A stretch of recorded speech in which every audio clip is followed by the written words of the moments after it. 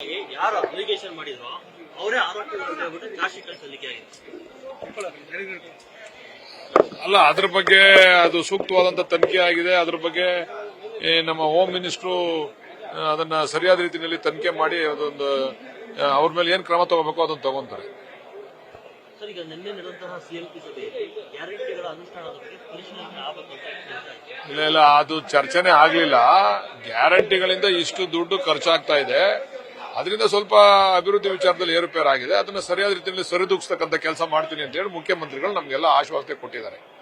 Budgeted allocated amount ನ ನಾನು ಸಂಪೂರ್ಣವಾಗಿ ನಿಮಗೆ ಬಿಡುಗಡೆ ಮಾಡಿಕೊಡ್ತೀನಿ ಅಂತಕ್ಕಂಥ ಮಾತನ್ನು ಹೇಳಿದ್ದಾರೆ. ಚರ್ಚೆ ಆಗಿಲ್ಲ, ಚರ್ಚೆ ಆಗಿಲ್ಲ, ಎಲ್ಲಿ ಚರ್ಚೆ ಮಾಡಬೇಕಾಯ್ತು ಅಲ್ಲಿ ಚರ್ಚೆ ಆಗಿಲ್ಲ ಅಂತಕ್ಕಂಥ ಏನ್ ವಿಚಾರ? ನಾಯಕತ್ವ ಬಗ್ಗೆ ಸರ್.